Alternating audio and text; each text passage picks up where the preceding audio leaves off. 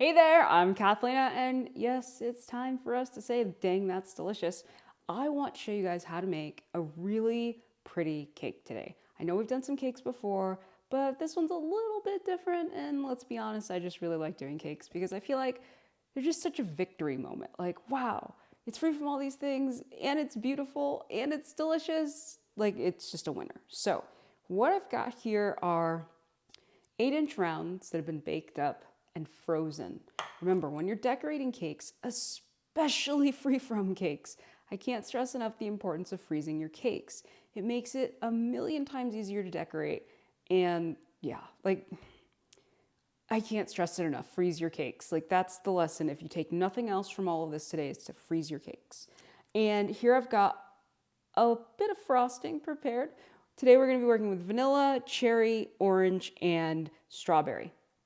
It's going to make a really fun like flavor profile. And what's really cool is, once the cake gets sliced into and people go to eat it, it'll be like, ooh, like it's just constant surprises, right? And the cool thing is because they sort of look alike, people won't necessarily be expecting the flavor differences. I mean, obviously I'll tell them the flavor profile, but they won't necessarily be expecting it, and that's half the fun as well. I'm going to start with some vanilla frosting, and I'm just going to cut a large opening here,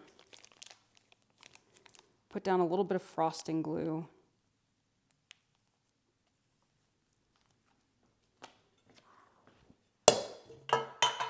and you can see cake rounds have been baked with parchment paper. No spray, you just pop them right out. This is the way to go, you guys. And you just peel that parchment right off.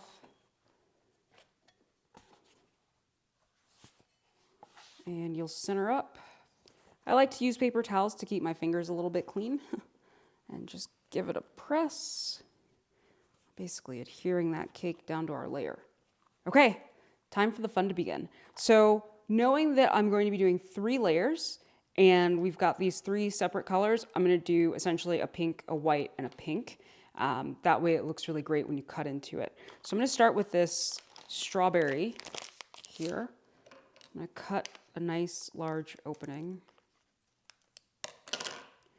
And what you'll do is make a frosting dam, okay? So right at the edge of your cake, give a nice good press, go all the way around.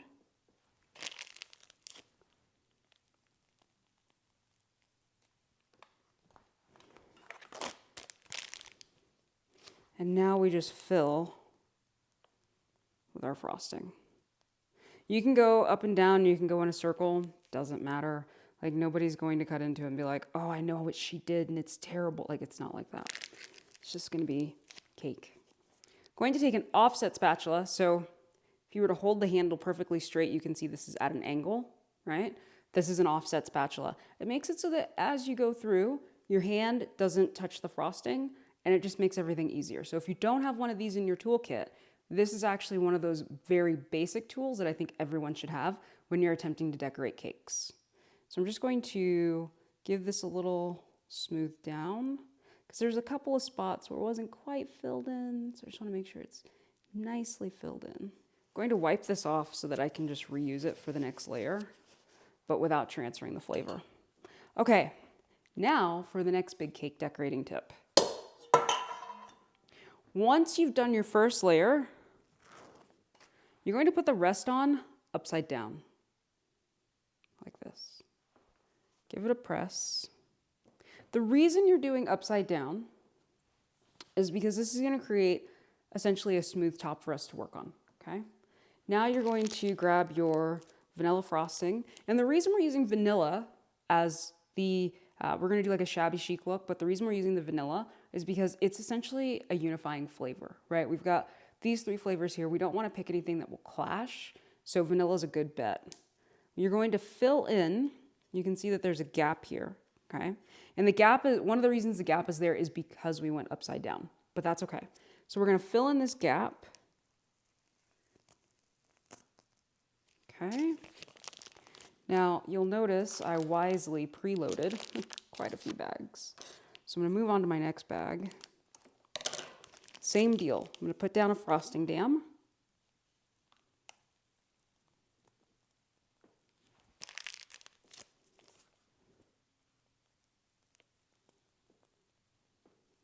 Okay, and now we grab our orange frosting.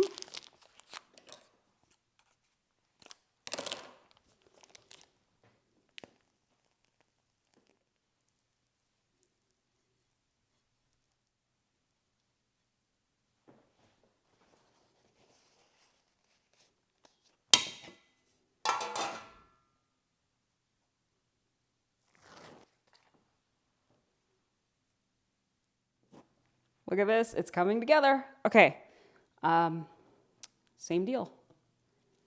Also, when you're working with frostings that are similar colors, keep them in different places. The vanilla is purposefully over here, the orange is over there, so I don't forget which one is which, although this one's also vanilla, it needs to be over here. Okay, I'm gonna fill in the gap. The gap isn't too bad this time around, but you still wanna fill it in, even if you think it's not there, because this will help prevent your cake from drooping later. And one more time, we're gonna do that frosting down. And now we've got our cherry frosting.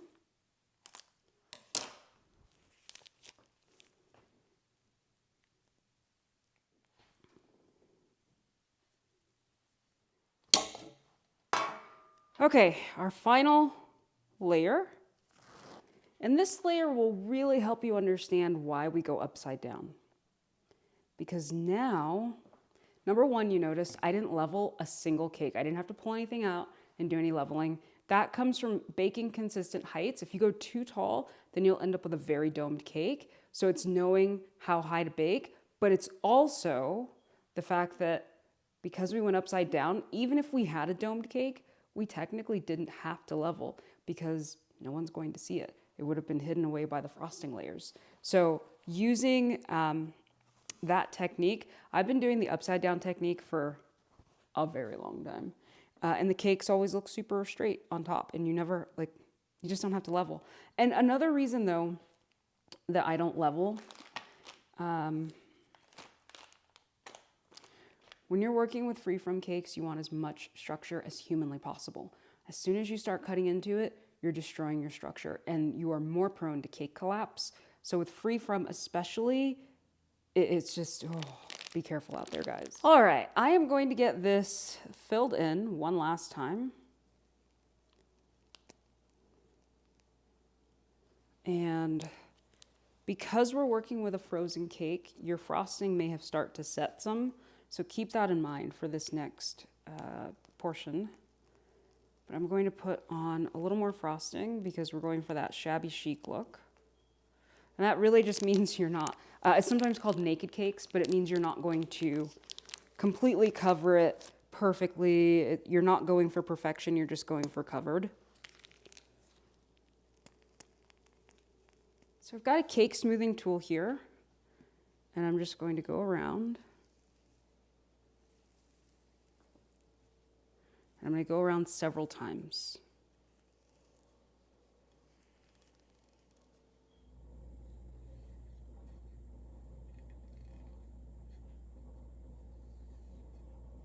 Now what I'm going to do is find spots in the cake, and you might look at this and think, that looks like full coverage, Kathleen. Okay, it sort of does. I'll give you that. It looks like full coverage.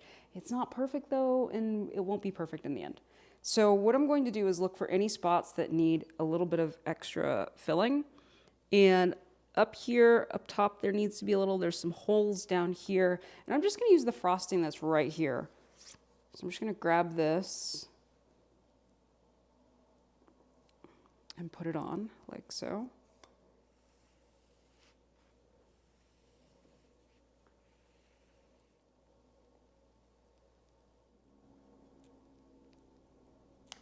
Okay, I've added some frosting to the top here. I'm sure you noticed my top bit was lacking. Now, what we will do, I'm gonna go around the bottom, and then I'm gonna shift up a little bit, go around the top, and then I'll do the final round. And then we'll move on to the next step.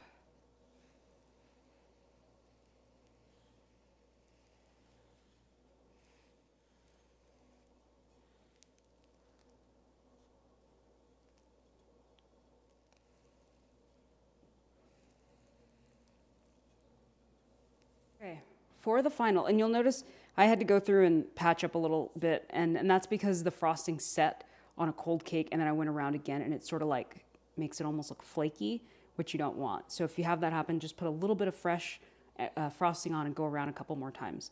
Now what we're gonna do, what I find is you do one more round slowly with firm pressure, and it starts to fill in any last holes you may have, and then I'll show you how to do the final go around with our arm in the right position so that we have only one seam.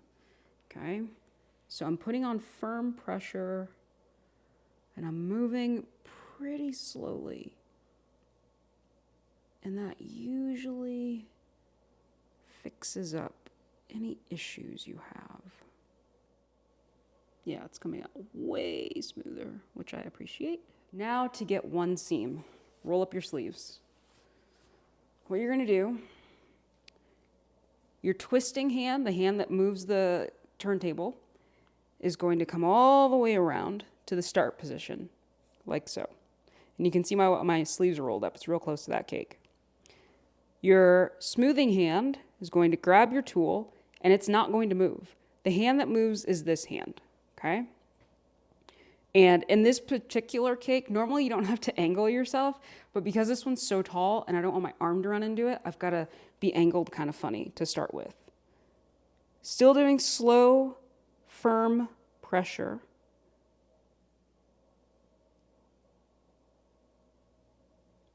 I have to like move a little bit funny, sorry guys. Or else my arm was really gonna go into that cake. And what we're doing, because as you decorate, you start and you stop, and you create seams.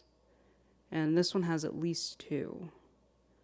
And so what I'm gonna do, notice this hand over here in the right, which is my right, has not moved.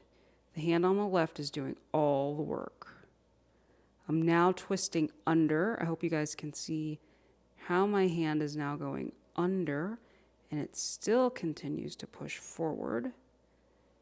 And this is essentially erasing all the extra seams and bringing us into one place. Now this hand on the right is moving, and now it's pulling away. Okay. Oh man, it looks flaky, you guys, because it's so cold and set. But now I'm going to show you a quick little trick to fix that too. Paper towels. Pop them on the side of your cake. Give your cake a little rub.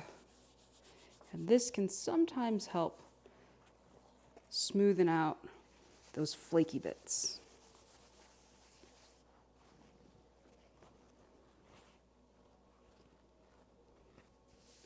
It also gives your cake a little bit of a textured look if anybody looks closely. Not that they're looking closely, but if they did, they would see it. This is easier than trying to put on another layer of fresh and trying to get it to go just right. Yeah, it actually does have a cute little pattern.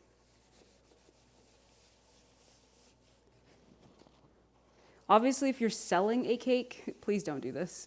If you're selling a cake, give people as close to perfect as humanly possible. This cake is not for sale. Yeah, that's way better. Way better. Flakes be gone. Okay. Now we're going to pull in the crown of the cake. This is considered the crown. Because our cake is nice and cold, this will work out really well. And in this particular instance, because I know how the decor on the top is going to be, we're actually not going to cover the top.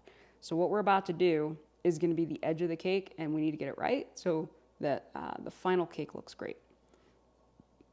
Pick a spot. Any spot, and you're just going to drag it in towards the center, wipe off. The wipe off is important because you'll end up with crumbs, so it's very important that you wipe off, or else you're going to end up with crumbs everywhere on the edge.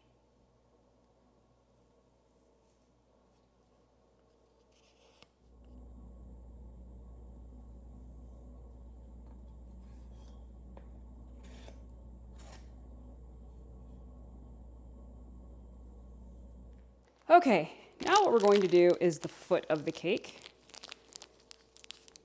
Got tip 32 loaded up here. I'm just going to cut a hole.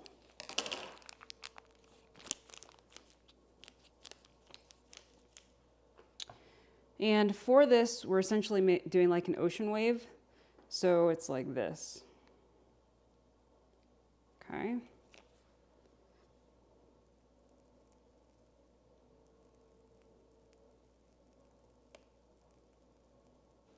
If you ever need to stop when you're doing this, it's important that you stop on the downstroke, not the upstroke, because when you pick it back up again, it's easy to hide this. Okay, now that the foot is done, look at that. We are going to do the top. Now I've got 4 bags loaded with tip 1M. 1M gives you that big, beautiful, open rose look. And in the center of my cake, I'm going to do a vanilla rose first.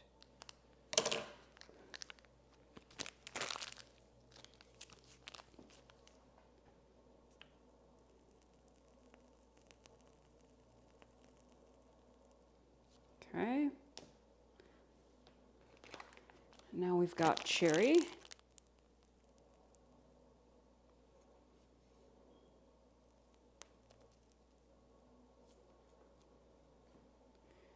And we've got orange.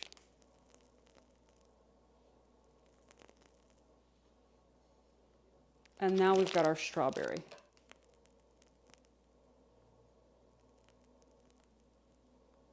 Okay.